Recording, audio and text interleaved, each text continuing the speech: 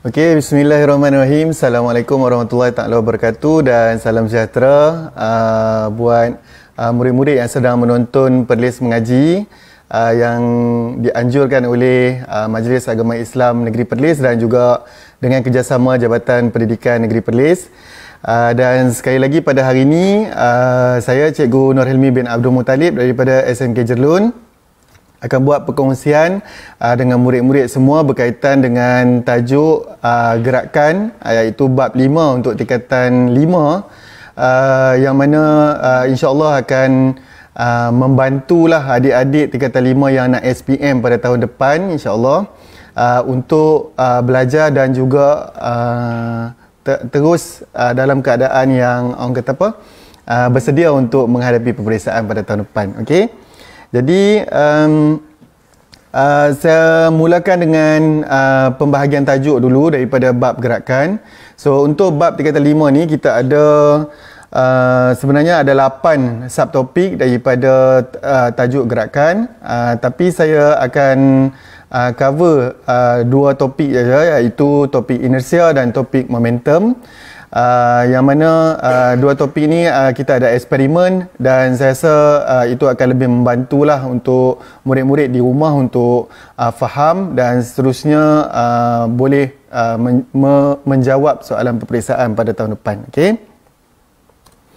So cikgu nak mulakan dengan nak tunjuk satu video yang saya buat dengan pelajar-pelajar saya di sekolah. Okey, yang ini pada tahun lepas. Okey, kita tengok dulu video dia macam mana. So, cikgu nak murid-murid semua tengok apa sebenarnya yang berlaku pada shilling yang kita letak kat atas board yang berwarna putih tu. Okey, so jemput tengok dulu.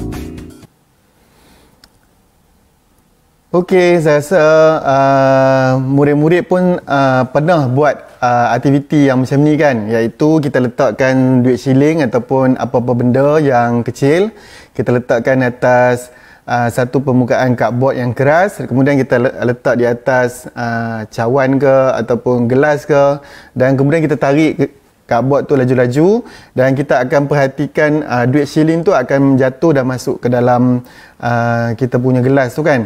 Jadi sebab apa benda tu berlaku? Kenapa shilling tu tak pergi sekali dengan kertas yang kita tarik tu? Okey. Sebab kat situ ada berlaku inersia, iaitu satu kecenderungan pada objek untuk mengekalkan keadaan asal dia sama ada dalam keadaan pegun ataupun dalam keadaan yang bergerak.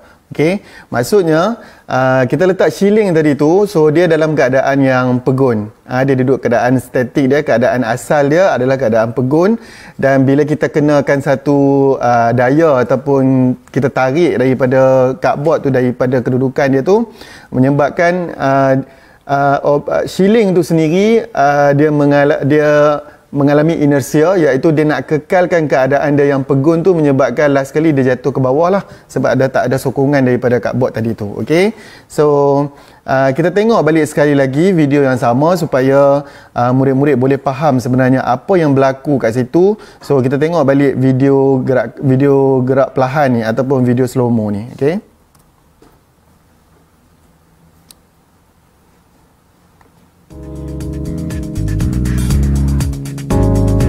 Okey, so boleh nampak shilling tu dalam keadaan yang pegun dan kemudian kita kenakan satu daya tarikan dan seterusnya dia nak mengekalkan kedudukan dia yang akhirnya dia jatuhlah sebab dia dah tak ada sokongan daripada cardboard tu.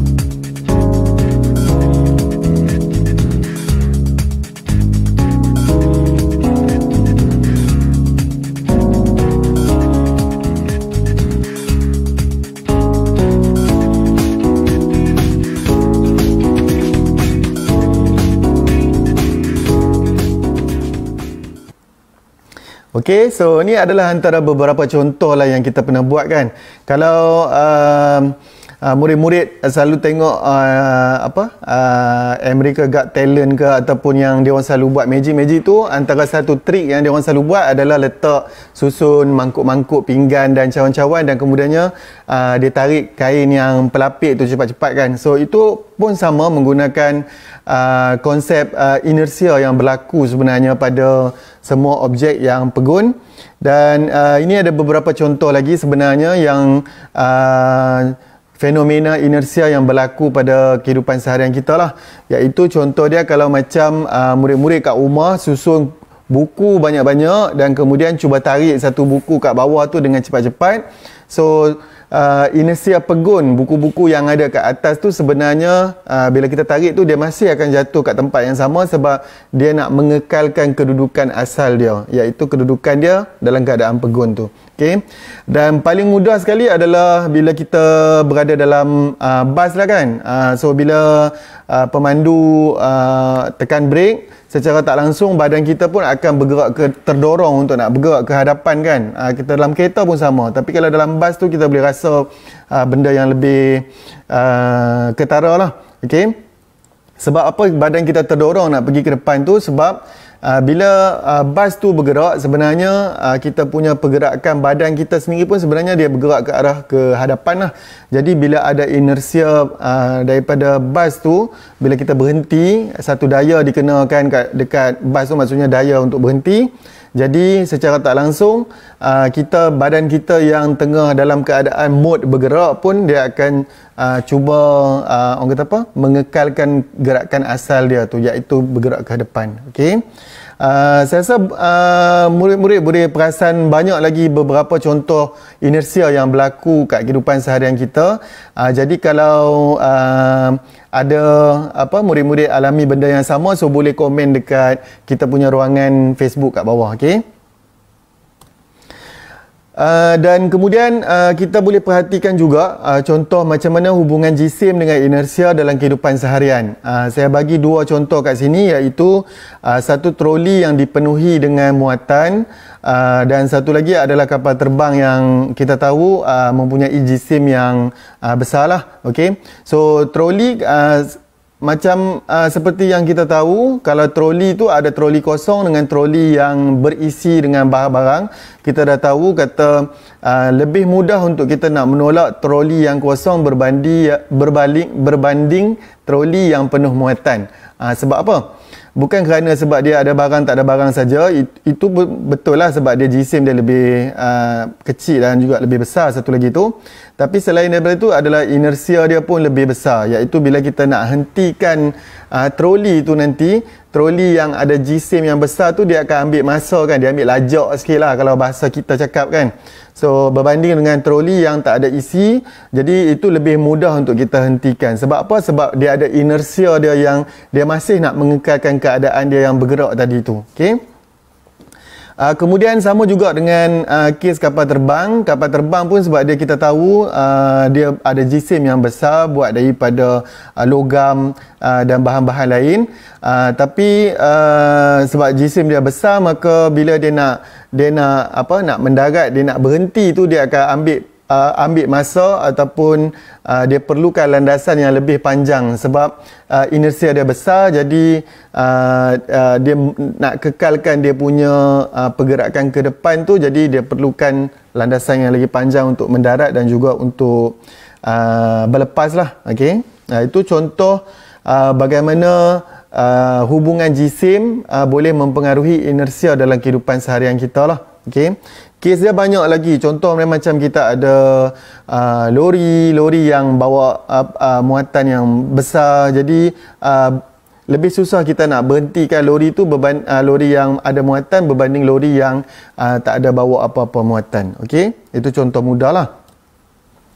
So saya ada satu video lagi yang berkaitan dengan eksperimen pasal inersia. Yang ini sebenarnya murid-murid boleh buat sendiri kat rumah, sebab kita perlukan peralatan yang sangat simple, iaitu kita perlukan satu batang kayu mop, Okey. Kemudian kita perlukan 2 baldi yang sama saiz, kita perlukan tali, sebarang tali, nak pakai tali rafia pun boleh.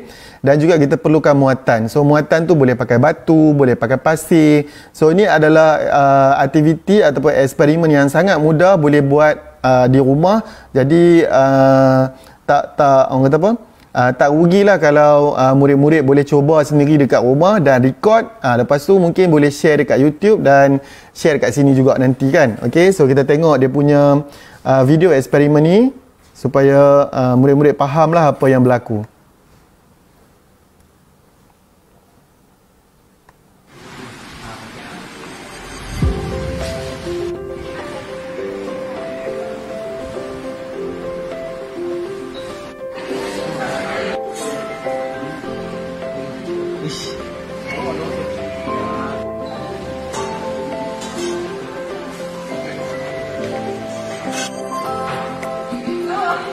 Go.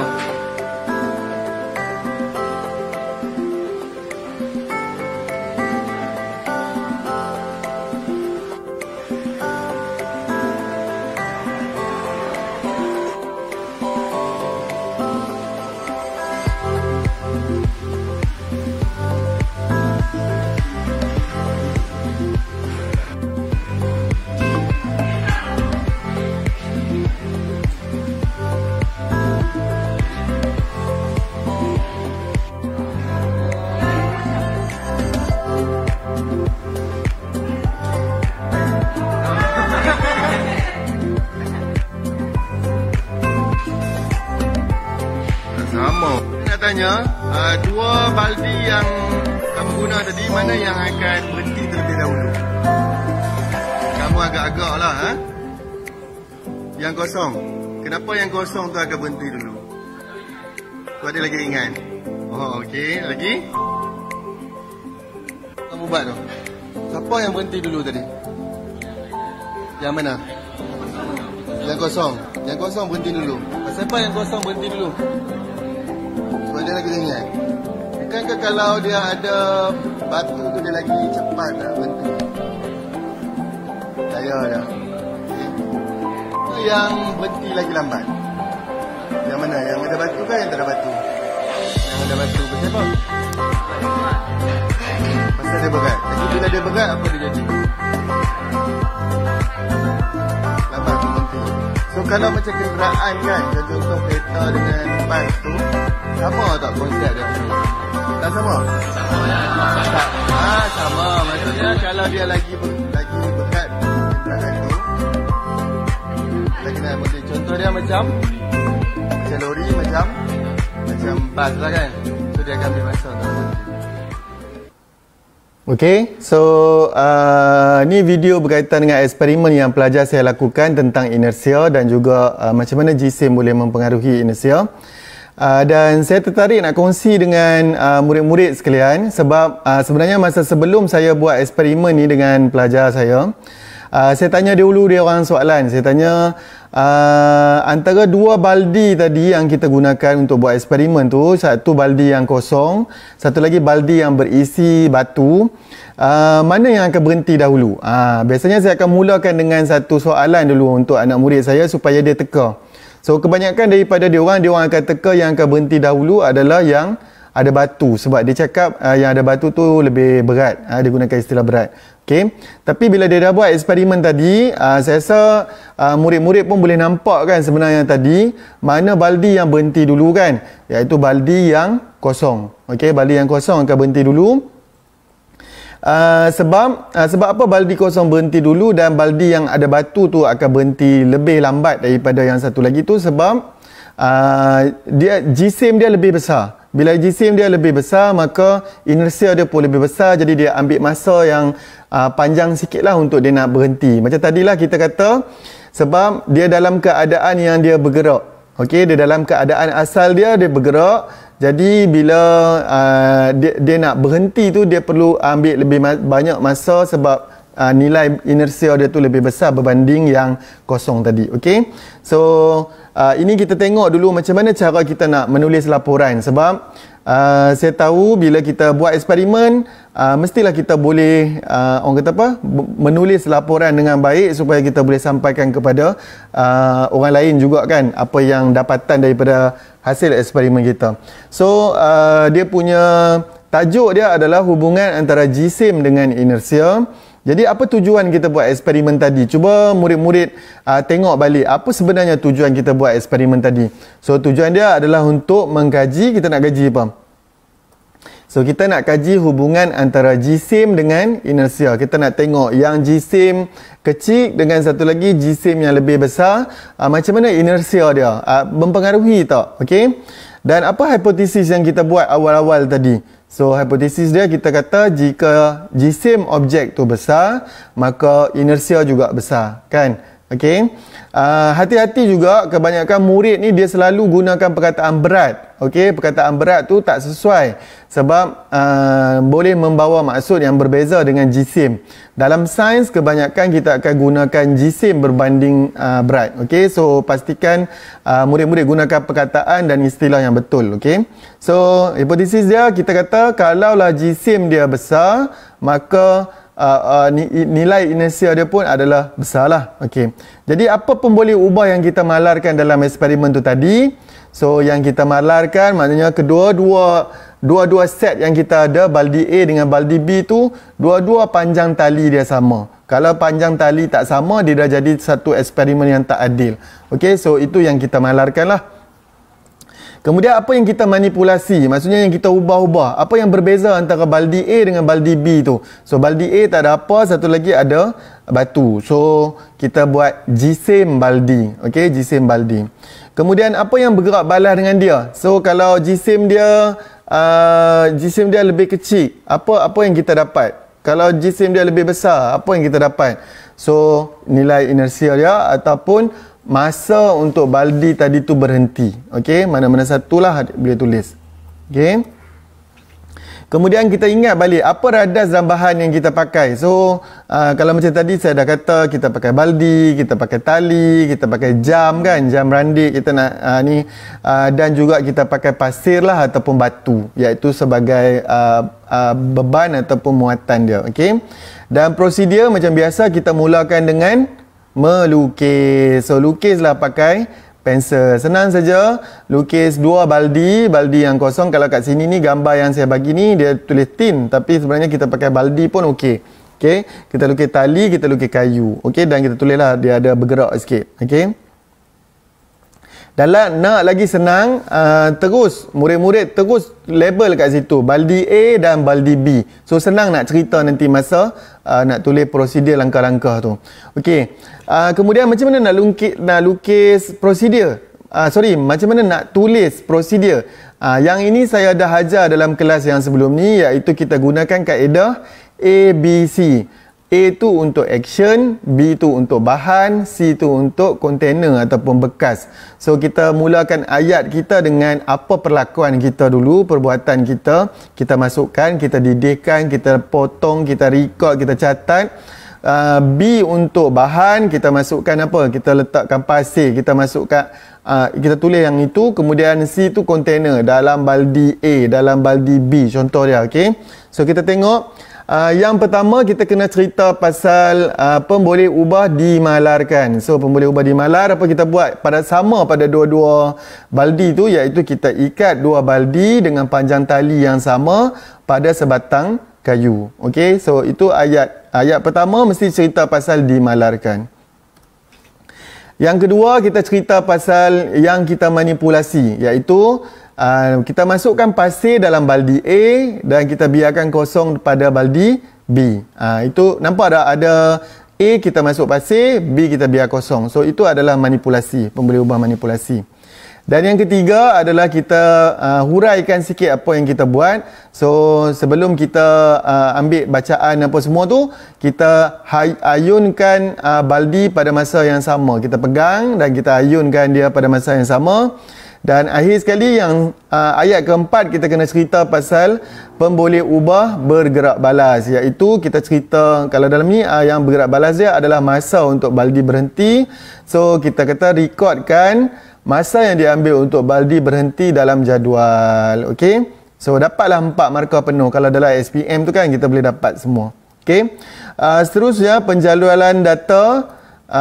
Senang saja kita buat satu jadual yang mudah. Kita cuma 3 darab 2. Lepas tu kita letaklah baldi A, baldi B, kemudian masa yang diambil untuk baldi berhenti. Kita letakkan juga masa.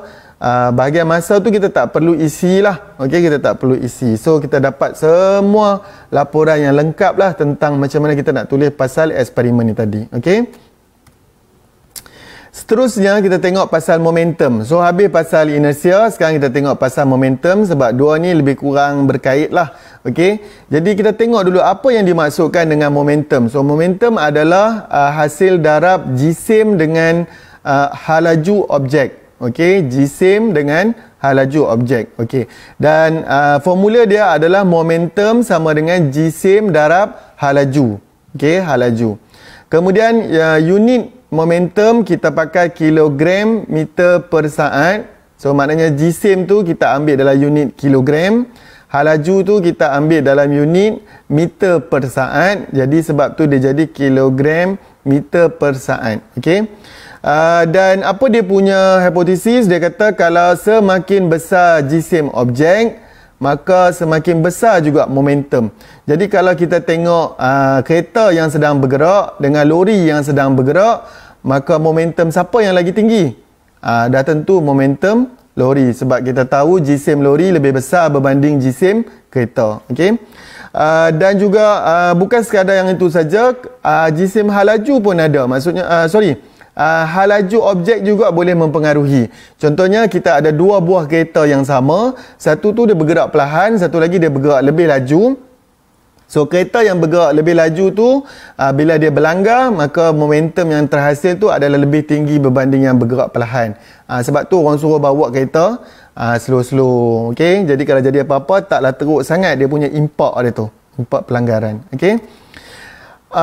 Dan dalam momentum ni dia ada satu prinsip yang dia sebut sebagai prinsip keabadian momentum, iaitu satu prinsip yang menyatakan bahawa kalau tanpa daya daripada luar, jumlah momentum sebelum pelanggaran dengan selepas pelanggaran adalah sama.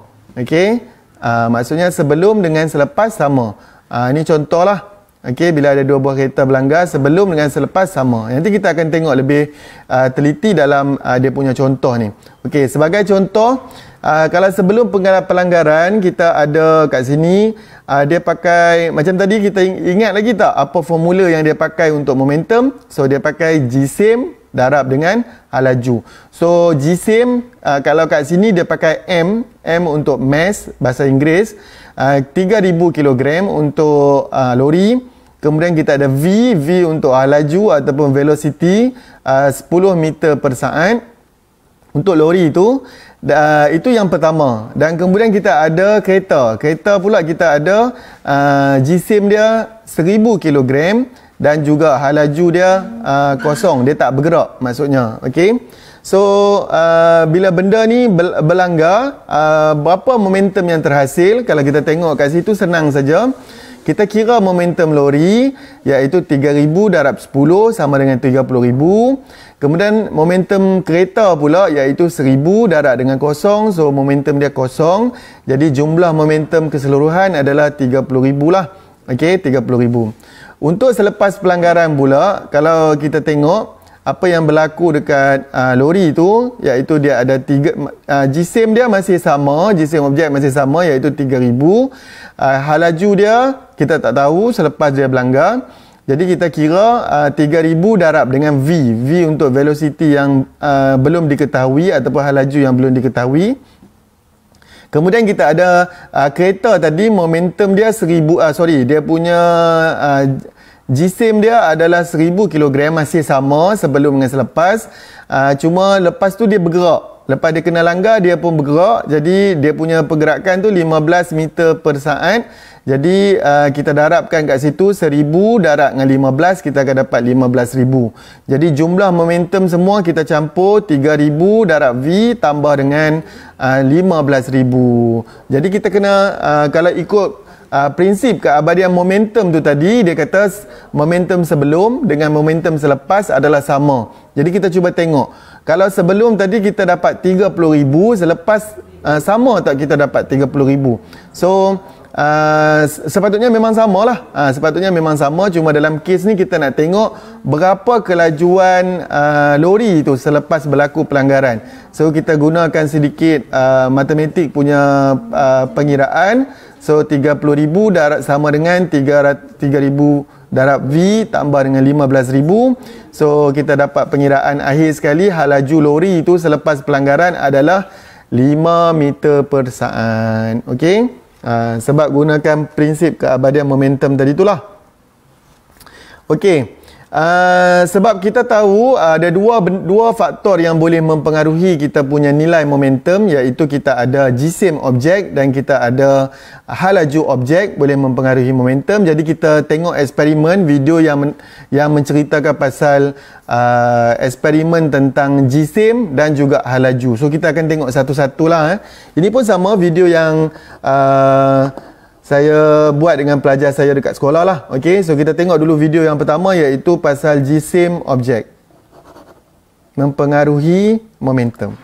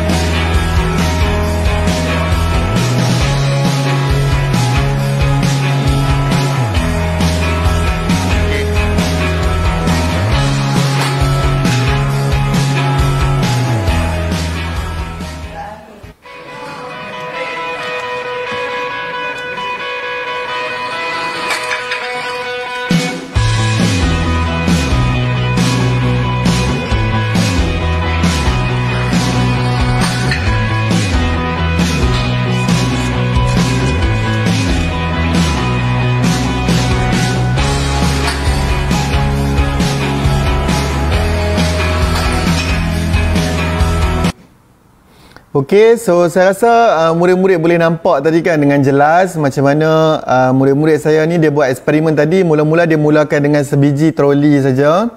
Kemudian lepas tu dia bagi belanggar dengan bongkar kayu yang dia letak pada hujung landasan tu. Kemudian dia try dengan 2 troli dan dia try dengan 3 troli. Okey, sebab kita nak tengok jisim kan. So jisim dia akan bertambah daripada 1, 2 dan 3. Okey. So kita tengok dia punya macam mana cara nak menulis pula eksperimen dia.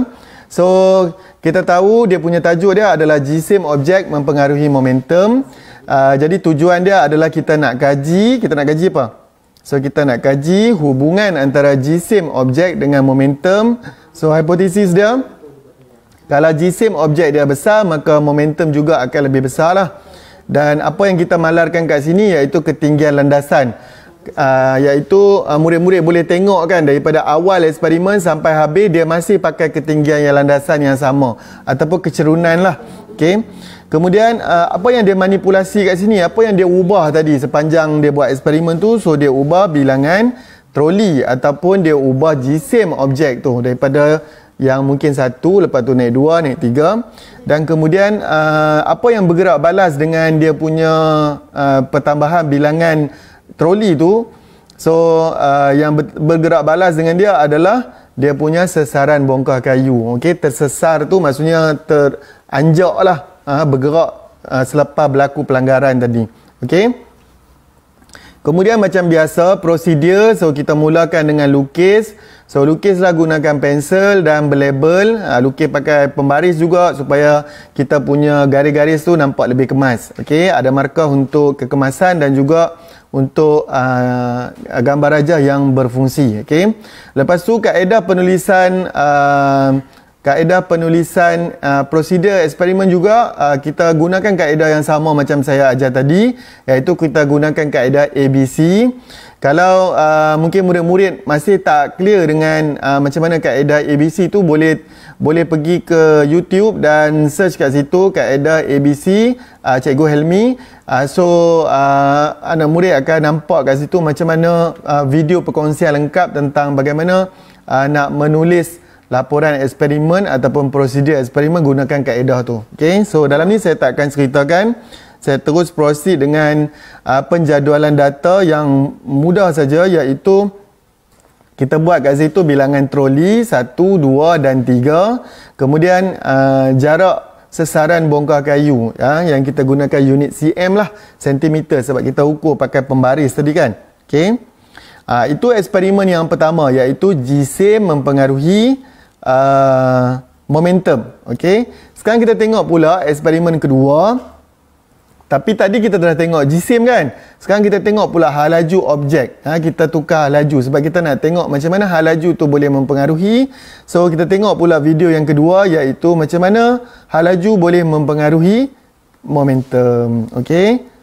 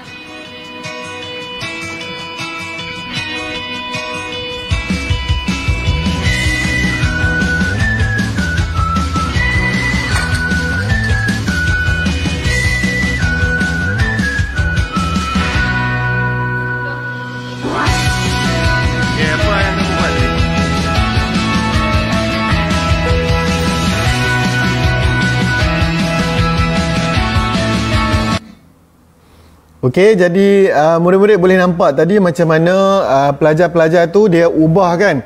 Dia ubah ketinggian dengan tambah bilangan bata supaya kecondongan landasan tu jadi lebih condong lah. Okey. Jadi sebab dia nak biarkan troli tu bergerak dengan lebih laju lah, sebab kita nak tengok kat sini hal laju objek kan. Okey. So tajuk dia adalah hal laju objek boleh mempengaruhi momentum. So apa tujuan kita buat eksperimen tadi tu? Sebab kita nak kaji hubungan antara hal laju objek dengan momentum. Apa dia punya hipotesis dia yang kita buat tadi semasa kita sebelum buat eksperimen tu? Iaitu kita kata kalau hal laju objek dia makin besar, maka momentum juga besar. Maknanya kalaulah kita punya troli tu lagi laju, so impak pelanggaran tu akan lebih besar lah. Okay. Dan kemudian apa yang kita malarkan dalam eksperimen tu tadi? Kalau macam eksperimen sebelum ni yang jisim objek tu kita malarkan ketinggian dia kan. So maknanya ketinggian tu sama saja daripada awal sampai habis. Tapi kalau untuk hal laju objek, apa yang kita malar? So yang kita malarkan adalah jisim troli tu. Sebab tu dia hanya pakai satu, ataupun ada kumpulan yang tadi dia pakai dua saja daripada awal sampai habis. Yang dia ubah-ubah apa dia? So yang dia ubah-ubah adalah hal laju objek tu, hal laju troli tu, ataupun dia ubah ketinggian landasan tu. Okey. Dan yang akhir sekali adalah bergerak balas. So apa yang bergerak balas adalah masih sama, iaitu sesaran bongkar kayu lah. Dia tengok bongkar kayu tu pergi jauh mana selepas berlanggar tu. Dan macam biasa saya kata prosedur kita mulakan dengan gambar rajah. Lukislah gambar rajah yang berfungsi, berlabel, supaya orang tahu kotak apa yang kita lukis. Jadi kita akan dapat markah daripada sana. Okey. Kaedah prosedur macam saya kata tadi, gunakan kaedah ABC. Boleh tengok, cari dekat YouTube semula. Dan penjadualan data pun sama. Kita gunakan jadual yang standard yang selalu kita buat ni, iaitu cuma atas dia punya tajuk dia kita tulis situ ketinggian landasan, ataupun kita mungkin boleh gunakan bilangan bata dan seterusnya. Sesaran bongkar kayu letakkan unit siap-siap dalam unit cm. Untuk yang sesaran kayu tu jauh mana tu tak perlu isi, okey. Jadi apa kesimpulan yang kita boleh buat daripada dua eksperimen ni? So yang pertama adalah kita tahu kalau contoh kita ambil lori ni hal laju dia bergerak sama, okey. Tapi kerana lori X tu yang kat atas tu dia ada jisim yang lebih besar sebab dia bawa muatan kat situ, maka momentum dia lebih besar. Tadi saya dah ceritakan yang ini kan. Okay. Kemudian sama juga untuk kereta A dan kereta B. Katakan kereta A dan B tu jisim dia adalah sama. Okay, kereta yang sama. Tapi sebab kereta A tu bergerak lebih laju, maka momentum kereta tu lebih besar daripada yang kereta B lah. Okay, itu kesimpulan dia. So, kita tengok juga sebab tu bila ada kemalangan yang melibatkan dua buah kenderaan yang bergerak laju, dia punya impak dia adalah sangat teruk kerana momentum dia juga pasti besar lah. Okay? Sebab kita ada kereta yang sebelah kiri tu kita ada momentum besar sebab dia bergerak laju, jisim dia pun besar. Lepas tu kereta yang sebelah kanan pun momentum dia besar sebab jisim dia dan juga hal laju dia pun lebih tinggi. Okay? So impak gabungan tu tentulah menyebabkan bencana yang lebih teruk lah. Okay? Dan saya ulang balik sekali lagi tentang prinsip keabadian momentum. Kita dah tahu tadi bahawa jumlah momentum untuk sebelum pelanggaran dan selepas pelanggaran adalah sama kalau ikut prinsip keabadian momentum tu. Jadi kalau ada kereta ataupun dia bagi contoh kat sini troli, satu troli tu pegun, satu lagi troli dalam keadaan yang bergerak. So kalau selepas dia bergerak dan dia melekat, so dia punya tu adalah samalah momentum dia. Okey.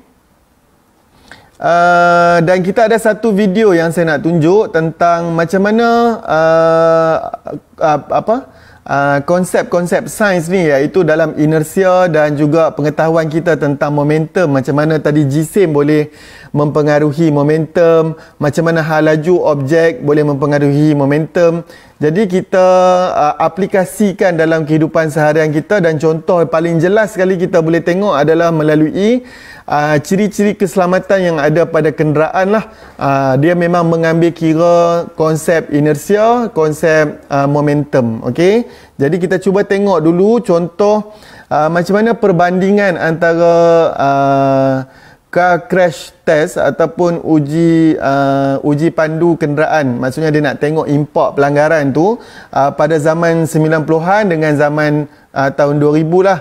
Macam mana kereta-kereta yang dah dibina yang sekarang ni memiliki langkah-langkah keselamatan, ciri-ciri keselamatan yang lebih baik berbanding kereta-kereta yang dibina pada tahun 90-an dan sebelum tu lah. Okey, jom kita tengok video dia.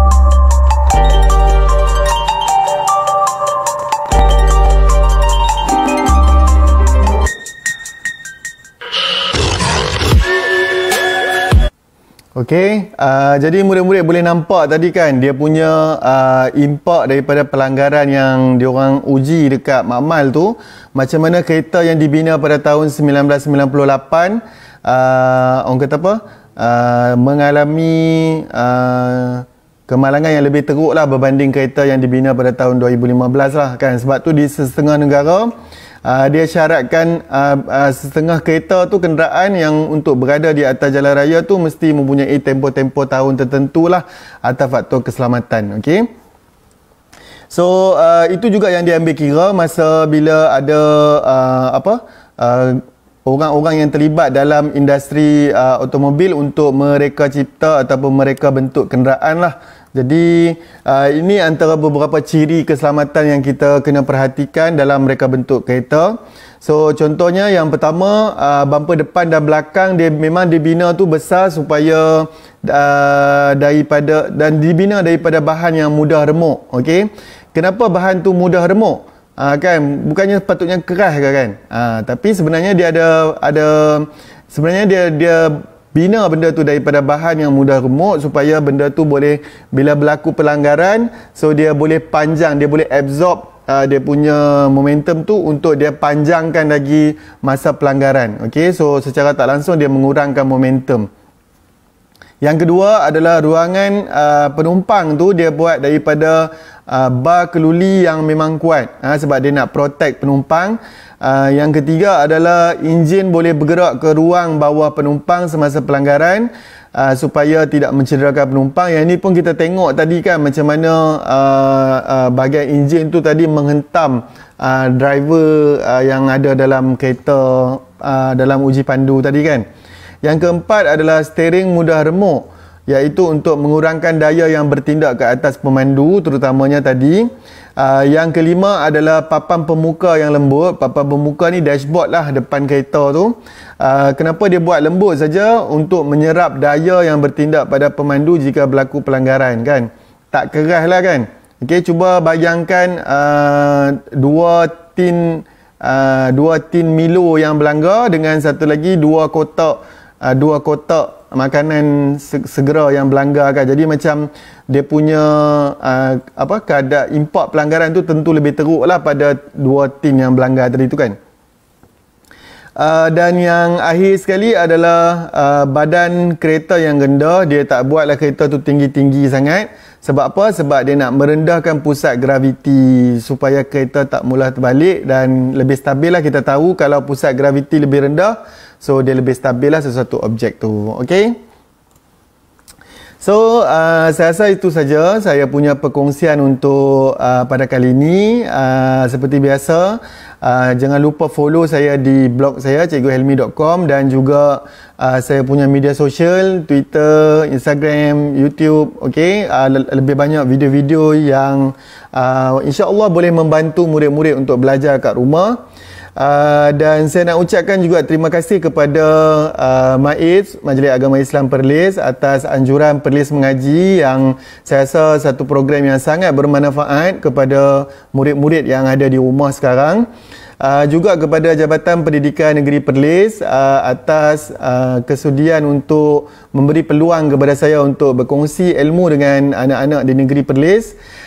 Dan seterusnya kita ucapkan juga jutaan terima kasih kepada kita punya frontliners daripada kesihatan, keselamatan dan juga dalam bidang pendidikan. Okay?